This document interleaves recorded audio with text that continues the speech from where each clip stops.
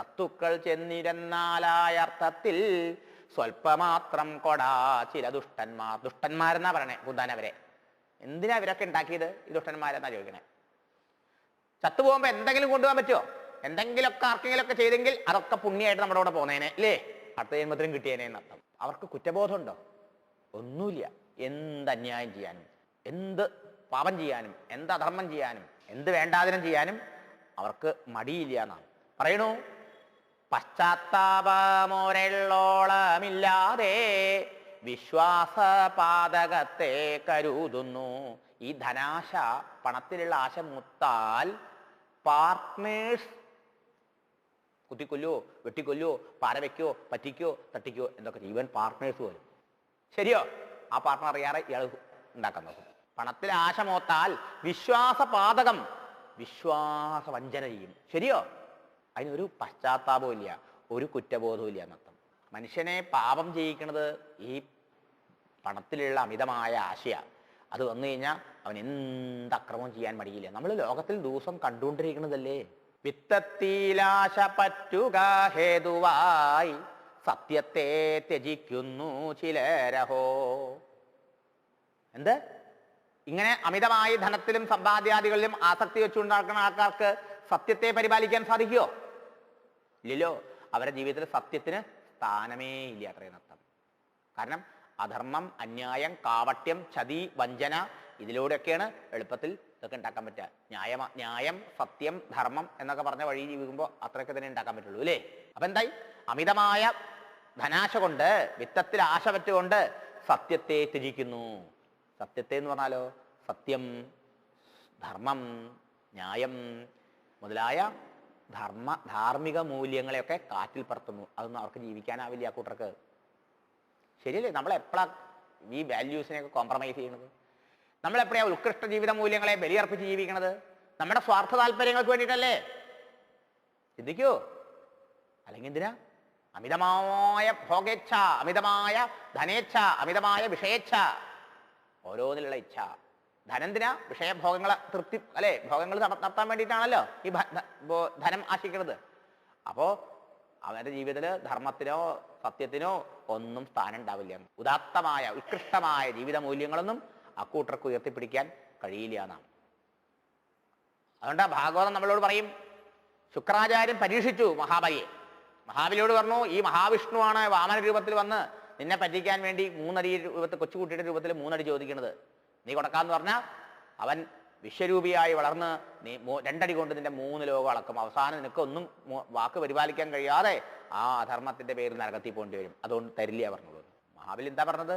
ഗുരുനാഥ, ഞാനേ സത്യത്തിനും ധർമ്മത്തിനും ഈശ്വരനും വേണ്ടി നിലകൊണ്ട പ്രഹ്ലാദന്റെ പേരക്കുട്ടിയാന്നാ പറഞ്ഞേ. മനസ്സിലായോ?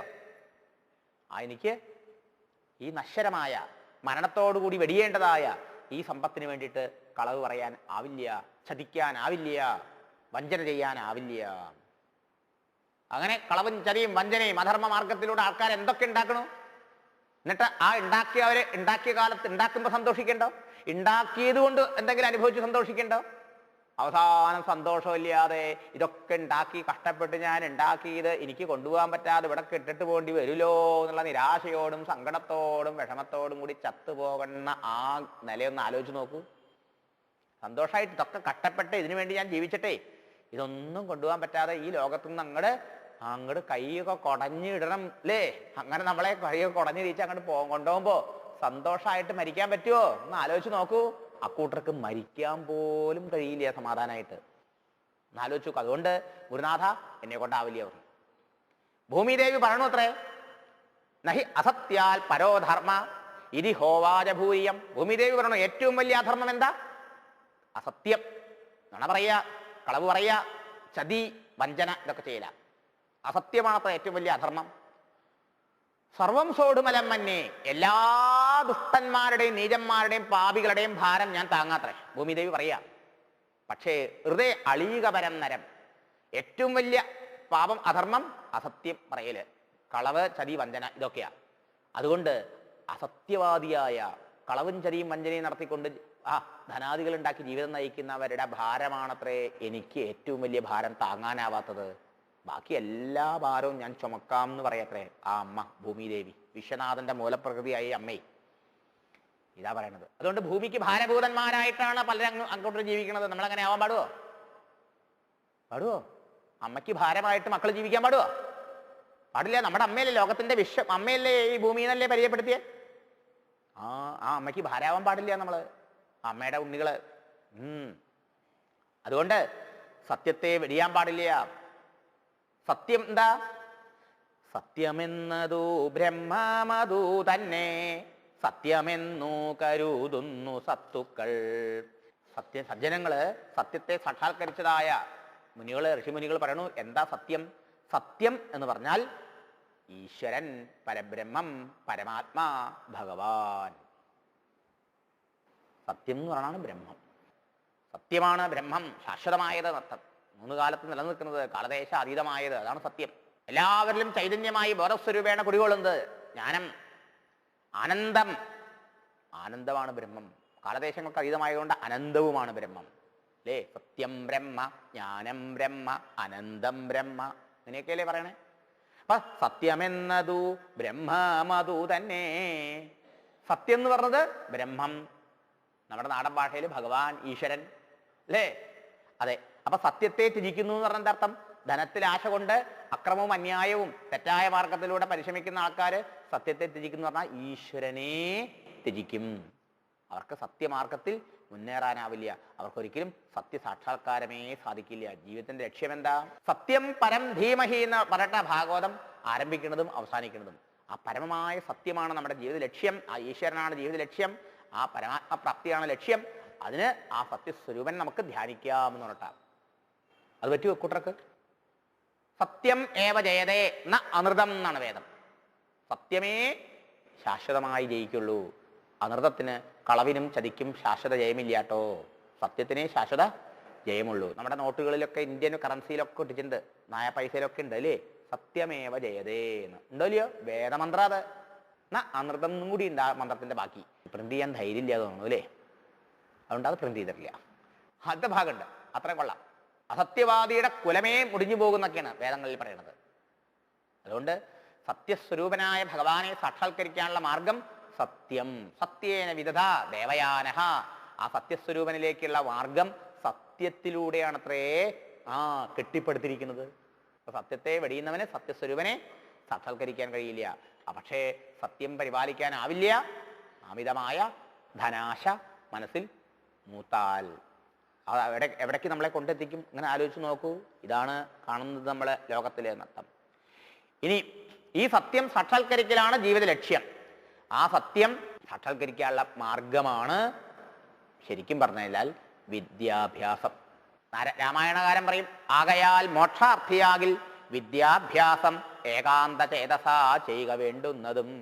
അതുകൊണ്ട് സത്യസാക്ഷാത്കാരമാണ് മോക്ഷത്തിന് ഉള്ള മാർഗം. സത്യസ്വരൂപനെ സാക്ഷാത്കരിക്കലാണ്, അതിന് മോക്ഷം.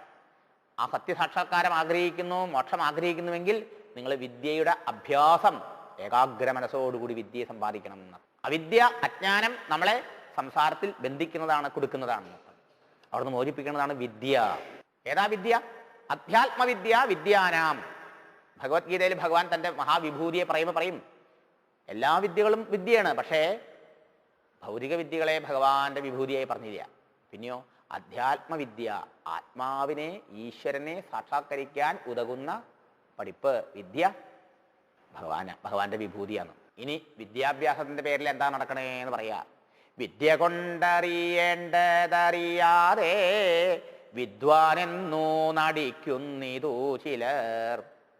കുങ്കുമത്തിൻ്റെ ഗന്ധമറിയാതെ കുങ്കുമം ചുമക്കും പോലെ ഗർദ്ധഭം. വിദ്യ കൊണ്ട് അറിയേണ്ടത് എന്താ? സത്യസ്വരൂപനെ. വിദ്യയുടെ ഫലം എന്താ? വിദ്യ ദദാതി വിനയം എന്ന്.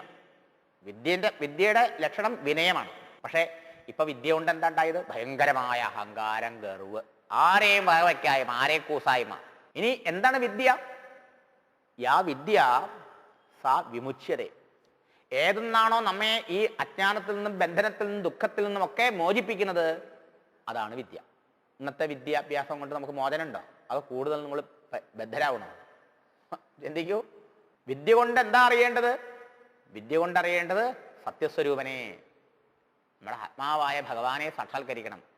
അതിൻ്റെ വിദ്യയുടെ പരമോദ്ദേശം അതാണെന്ന് അറിയാതെ വിദ്വാനാണ്, ഞങ്ങൾ വലിയ വിദ്വാനാണ്, ഞങ്ങൾ ലേണഡാണ്, സ്കോളറാണ് എന്നൊക്കെ, പണ്ഡിതനാണെന്നൊക്കെ അഭിമാനിക്കുന്നു. എങ്ങനെയാണ് അവരുടെ ആ അഭിമാനം? കുങ്കുമത്തിൻ്റെ ഗന്ധമറിയാതെ കുങ്കുമം ചുമക്കും പോലെ ഗർദ്ധഭം. കുങ്കുമപ്പൂവിന് എന്താ മണം, കുങ്കുമപ്പൂവിന് എന്താ വില അല്ലേ? കളഭൊക്കെ ഉണ്ടാക്കാൻ കുങ്കുമപ്പൂ ചേർക്കൊണ്ടാണ് ആ മണവും ആ കളറൊക്കെ. ആ കുങ്കുമത്തിൻ്റെ മഹത്വമോ വിലയോ അറിയാത്ത ഒരു ചാക്ക് കുങ്കുമപ്പൂവിൻ്റെ ഒരു ഭാണ്ഡം ഒരു കഴുതയുടെ പുറത്ത് കയറ്റി വെച്ചു എന്നിരിക്കട്ടെ, ആ കഴുതയ്ക്ക് അതിൻ്റെ വല്ല ഗന്ധവും കുന്തും അറിയോ? വല്ല മഹത്വം അറിയോ? കുങ്കുമപ്പൂവിൻ്റെ മഹത്വം അറിയാതെ അതിൻ്റെ ഭാണ്ഡം ചുമക്കുന്ന കഴുതയെ മാതിരിയാണ് ഇന്നത്തെ വിദ്യാഭ്യാസവും ഇന്നത്തെ വിദ്യ പഠിച്ചു എന്ന് വിചാരിക്കുന്ന വിദ്വാൻമാരും എന്നർത്ഥം. ഇതൊക്കെ എത്ര വർഷം മുമ്പ് എഴുതി ഇന്ന് സത്യമല്ലേ? ആലോചിച്ച് നോക്കൂ. ഇന്നത്തെ സ്കൂളിലെ എന്തെങ്കിലും ഒരു വിദ്യയുടെ ഒരു ശകലെങ്കിലും പഠിപ്പിക്കണ്ടോ? പണ്ടൊക്കെ ഹരിനാമകീർത്തനത്തിലെയോ രാമായണത്തിലെയോ പല ഇതിലത്തെ മാളിക മുകളേറിയ മന്നൻ്റെ മോളിൽ മേൽ മാറാപ്പ് കയറ്റുന്നതും ഭവാൻ, 2-4 ദിനം കൊണ്ടൊരുത്തനെ തണ്ടിലേറ്റി നടത്തുന്നതും ഭവാൻ. ഈ ജ്ഞാനപ്പാനയിൽ തന്നെ പല വരികളും പണ്ടത്തൊക്കെ പാഠപുസ്തകങ്ങൾ ഉണ്ടായിരുന്നു ഇല്ലേ? വിദ്യയുടെ എന്തെങ്കിലുമൊക്കെ അംശം ഉണ്ടായിരുന്നു അല്ലേ? ഇന്നത്തെ വിദ്യാഭ്യാസത്തിലോ? ഇന്നത്തെ വിദ്യ അഭ്യാസമല്ല, വിദ്യ ആഭാസ അല്ലേ? സത്യസ്വരൂപനെ, ഈശ്വരനെ സാക്ഷാത്കരിക്കാനുള്ള യാതൊരു പരിപാടികളും ഇന്നത്തെ വിദ്യാഭ്യാസത്തിലില്ല.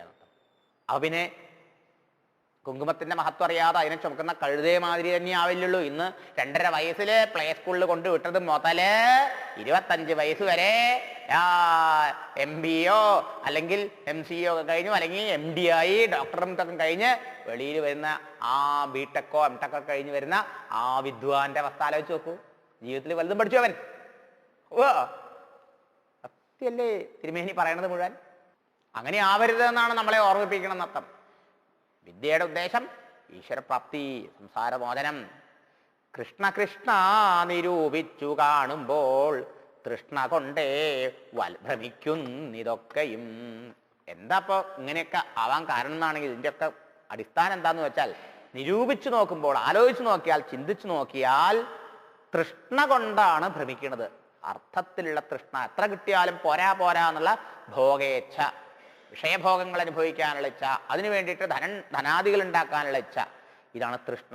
ഈ തൃഷ്ണയ്ക്ക് അവസാനമില്ല. അത്യാഗ്രഹം എന്നാണ് തൃഷ്ണ വാക്കിനർത്ഥം. അതുകൊണ്ടല്ല വലയണത് ഈ ലോകത്തിൽ ഭ്രമിക്കുന്നത് അല്ലേ? ഇങ്ങനെ ഓരോന്ന് വെട്ടിപ്പിടിച്ചും ഉണ്ടാക്കാനും പരിശ്രമിക്കുന്നതിൻ്റെ ഇടയിൽ അറിയണ്ടോ നമ്മൾ? ചോദിക്കുക, എന്ത്? എണ്ണി എണ്ണി കുറയുന്നിതായുസ്സും മണ്ടി മണ്ടിക്കരേറുന്നു മോഹവും. വയസ്സ് ശരീരത്തിൽ ഇങ്ങനെ വയ്യാതായി തുടങ്ങും അല്ലേ? വാർദ്ധക്യം ഇങ്ങനെ വന്ന് നമ്മളെ ആക്രമിക്കണു. എഴുത്തച്ഛൻ പറയും, ആയുസ് നമ്മുടെ എങ്ങനെ പോകുന്നു? ഓരോ ദിവസം സൂര്യൻ ഉദിക്കുന്നു, സൂര്യൻ അസ്തമിക്കുന്നു. നമ്മളാരെങ്കിലും അറിയണ്ടോ?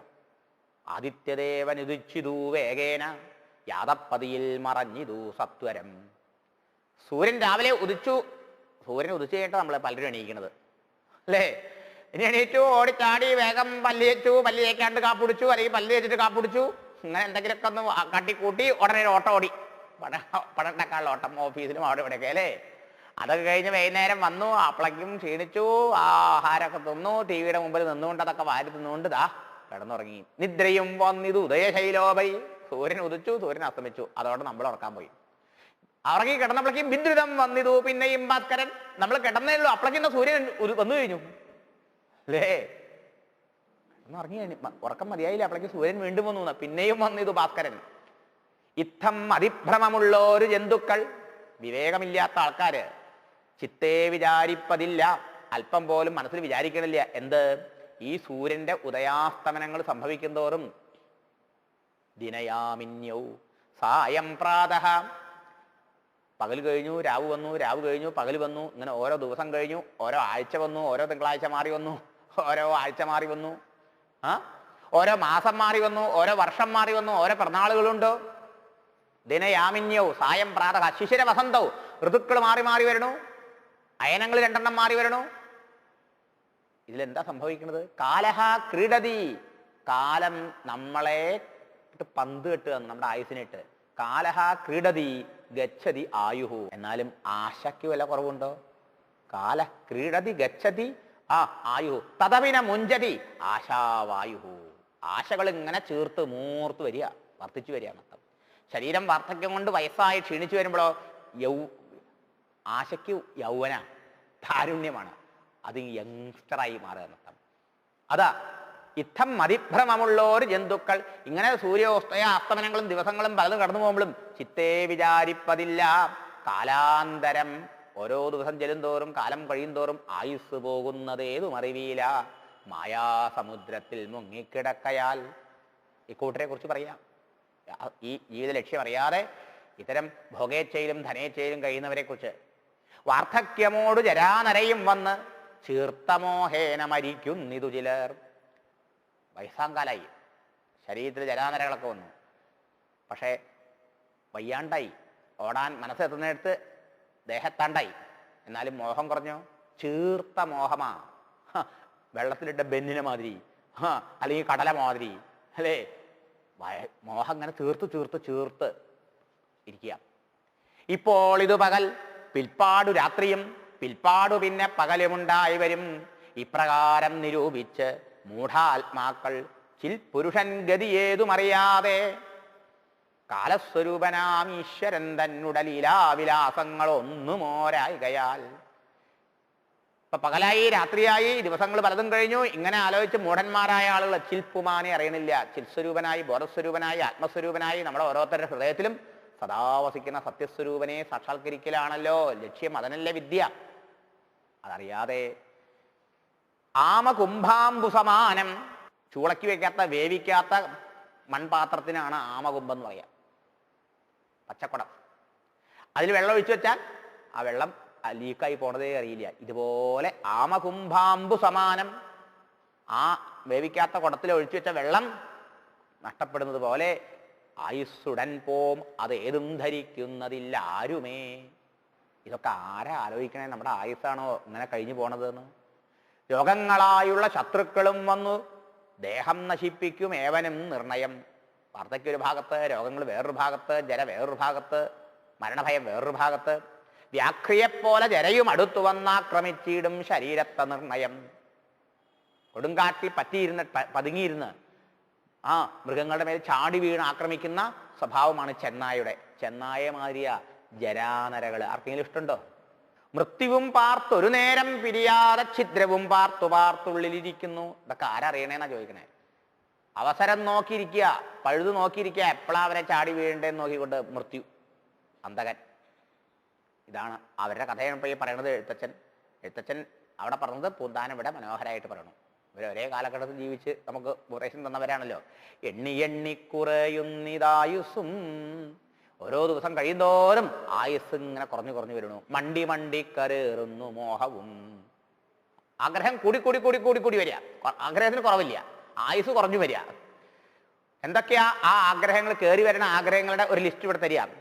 വന്നു ഓണം കഴിഞ്ഞു വിഷുവെന്നും, വന്നില്ലല്ലോ തിരുവാതിര എന്നും, കുംഭമാസത്തിലാകുന്നു നമ്മുടെ ജന്മനക്ഷത്രമശ്വതി നാളെന്നും, ശ്രദ്ധമുണ്ടഹോ വൃശ്ചിക മാസത്തിൽ സദ്യയൊന്നു മെളുതല്ലിനി എന്നും. വിചാരങ്ങളാ, വയസ്സാവുമ്പോളേ വിചാരങ്ങളാ. എന്ത്? ഓണം കഴിഞ്ഞു, വിഷു വന്നു, ഇനി വിഷു കഴിഞ്ഞു തിരുവാതിര വരും, അതിന് വേറൊന്ന് വരും, ഇങ്ങനെ ഓരോന്ന് വരും. കഴിഞ്ഞതിനെ ആലോചിച്ചു, ഇനി അടുത്ത് വന്നില്ലല്ലോ എന്ന് കാത്തിരിക്കുക. ഓണം കഴിഞ്ഞു, എപ്പോഴാണ് വിഷു വരണത്, തിരുവാതിര വരണത്? അല്ല, എൻ്റെ ആണ്ട് പിറന്നാളല്ലേ അടുത്ത മാസത്തില് ക്രാന്തി.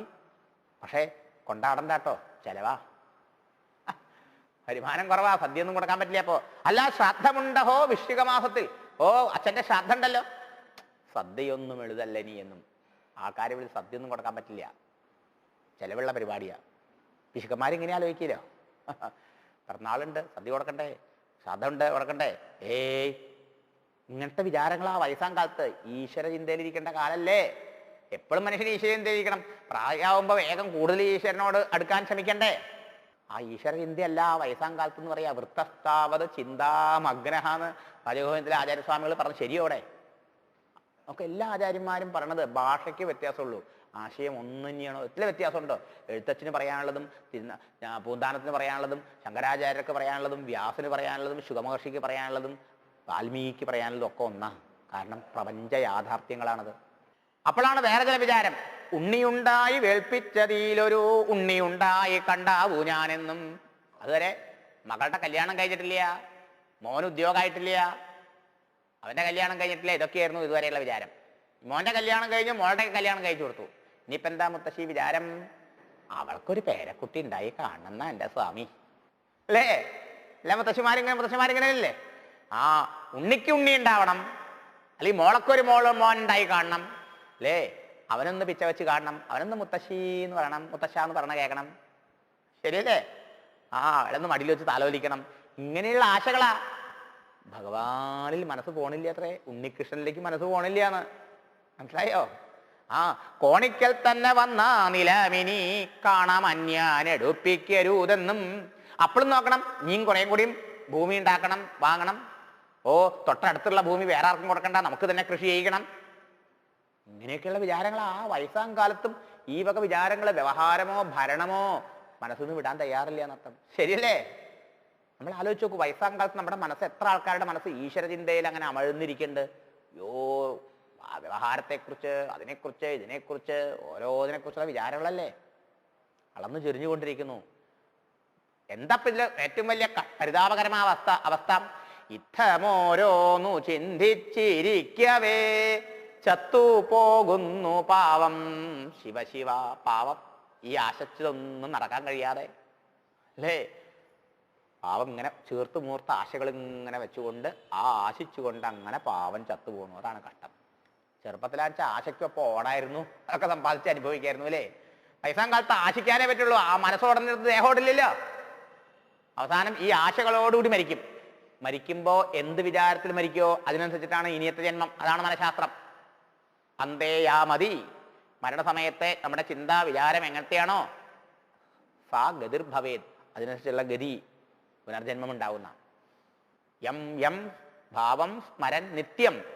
എന്തിനെയാണോ നിരന്തരം മനസ്സിൽ കൊണ്ടു നടന്ന് താലോലിച്ച് ചിന്തിച്ച് ഓർമ്മിച്ചു കൊണ്ടു നടന്നത്, തമേവേദി കൗന്ദേയ, അതിൻ്റെ തന്നെ വിചാരമാണ് മരണസമയത്ത് നമുക്കുണ്ടാവുക. യം ഭാവം സ്മരൻ നിത്യം തെജതി അന്തേകളേവരം. അങ്ങനെ എന്ത് സംസ്കാരത്തോടെ, എന്ത് വിചാരത്തോടെ നാം മരിക്കുകയോ ഈ ശരീരം വിട്ടു പോകുമോ, തം ഏവ ഏതി, അതിന് തന്നെ പ്രാപിക്കും. സദാ തദ്ഭാവഭാവിത, നിരന്തര ചിന്ത, ആ അഭ്യാസം കൊണ്ട്, അതിൻ്റെ വിചാരം കൊണ്ട്.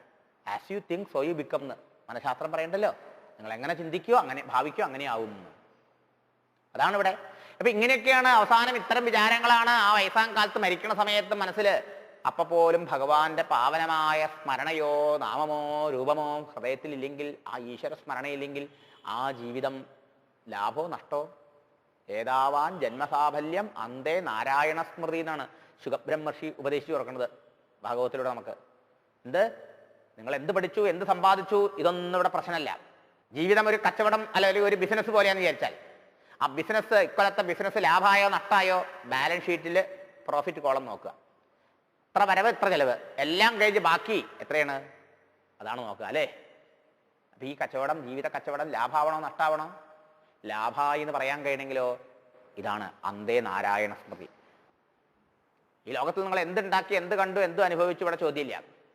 അതിലൊക്കെ ഈശ്വരസ്മരണ പുലർത്തിക്കൊണ്ടാണ് ഉണ്ടാക്കിയതും ജീവിച്ചതെങ്കിൽ, മാമനുസ്മരയുദ്ധജ ഇന്നലെ പറഞ്ഞു, ഭഗവാനെ സ്മരിച്ചുകൊണ്ട് ഭഗവത് കൈങ്കര്യം ചെയ്യുന്നു, ഭഗവതാരാധന, ഭഗവത് സേവനം എന്ന ഭാവത്തോടു കൂടിയാണ് ജീവിച്ചെങ്കിൽ എന്തുണ്ടാവും? ആ ഭഗവത് സ്മരണ നിരന്തരം മനസ്സിൽ ഊട്ടിയുറപ്പിച്ചതിന്റെ ഫലമായിട്ട് ആ സംസ്കാരത്തിന്റെ ബലം കൊണ്ട് അവസാന സമയത്ത് അന്തേ നാരായണ സ്മൃതി, ഭഗവാന്റെ സ്മരണ ഉണ്ടാവും. ആ ഭഗവത് സ്മരണയോടുകൂടി ജീവിച്ചാൽ ജീവിതം ധന്യമായി. നോക്കൂ. പക്ഷേ ഈ കൂട്ടരൊക്കെ ഇയാളെങ്ങനെയാ മരിക്കുന്നത്? യുദ്ധം ഓരോന്ന് ചിന്തിച്ചിരിക്കുന്നത്. പേരക്കുട്ടി കണ്ടില്ല, അല്ലേ? ഇനി പേരക്കുട്ടിയുടെ കല്യാണം നടന്നില്ല, പേരക്കുട്ടിയുടെ കല്യാണം കൂടിയും കഴിയണം. ഇങ്ങനെ ഓരോന്ന് വിചാരിച്ചുകൊണ്ട് പാവം ചത്തുപോകുന്നു. പാവം ശിവ. അവനെ പാവം എന്നെന്താ പറയാൻ കാരണം? Is condition, pitiable condition. കരുണാർഹനാണ്, ദയാർഹനാണ് മഹാത്മാക്കൾക്ക്. കാരണം ഇത്ര മഹത്തായ വിശേഷപ്പെട്ട മനുഷ്യജന്മം കിട്ടി കലിയുഗത്തില്, അതും ഭാരതഭൂവില്, അതും ഈ ജ്ഞാനപ്പാന ഹരിനാമകീർത്തനം ഇങ്ങനെയുള്ള ആ മഹാന്മാര് ഇതൊക്കെ തന്ന ഈ നാട്ടില്. ആലോചിച്ച് നോക്കണം. മറ്റ് യുഗങ്ങളിലുള്ളവര് കൊതിക്കണ ജന്മം, മറ്റ് പ്രദേശങ്ങളിലുള്ള ആൾക്കാർ കൊതിക്കുന്ന ദേശം, നരകത്തിലുള്ളവരും സ്വർഗത്തിലുള്ളവരും കാക്ഷിക്കുന്ന മാനവദേഹം ഇതൊക്കെ കൈവന്നു. തിരുനാമങ്ങൾ എത്രയെങ്കിലും ഉണ്ടായി.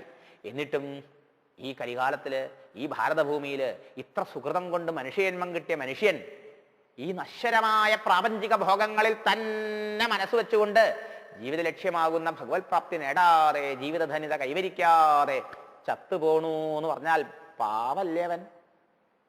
കഷ്ടല്ലേ അവന്റെ കഥ അല്ലേ? അതാണ് പാവം ശിവശിവാണ് മൂക്കത്ത് വിരൽ വെച്ചുകൊണ്ട് ഒന്താനം അവരെക്കുറിച്ച് പറഞ്ഞത്. അത് നമ്മളെക്കുറിച്ച് ആവാതിരിക്കണേ എന്നാണ് നമ്മൾ പ്രാർത്ഥിക്കേണ്ടത്. ഇതൊക്കെ വായിക്കണമെന്തിനാ, പറയണമെന്തിനാ? ഇത് നമ്മളെക്കുറിച്ച് ആവരുതേ.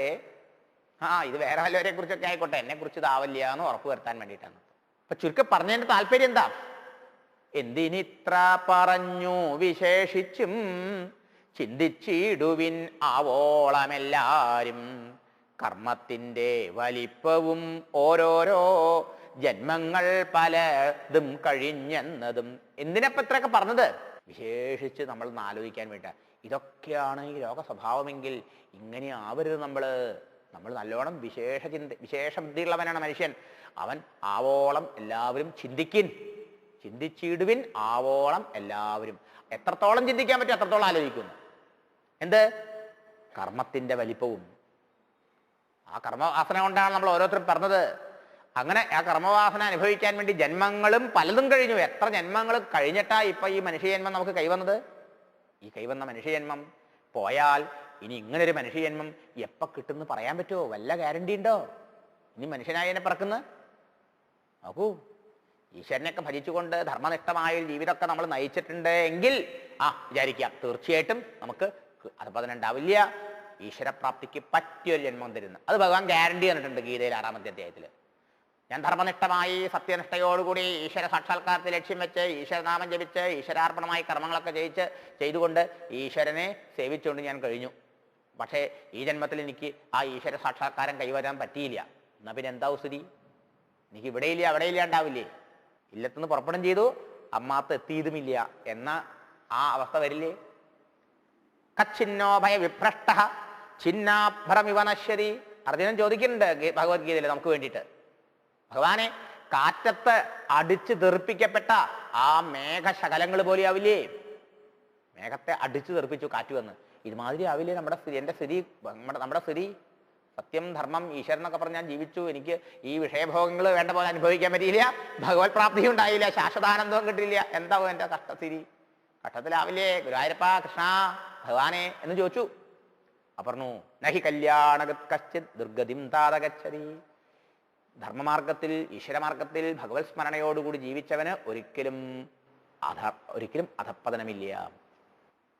അവൻ തീർച്ചയായിട്ടും ഇനിയും ആ ഈശ്വരനെ സേവിക്കാൻ പറ്റിയ ഒരു സാഹചര്യത്തില്, അനുകൂലമായ കുടുംബ പശ്ചാത്തലത്തില് ഒരു മനുഷ്യനായി പിറക്കും. കുട്ടിക്കാലത്തെ ആ സംസ്കാരം അവനെ ഈശ്വരാഭിമുഖമാക്കി പ്രയത്നിക്കാൻ പ്രേരിപ്പിക്കും എന്നൊക്കെ പറഞ്ഞു.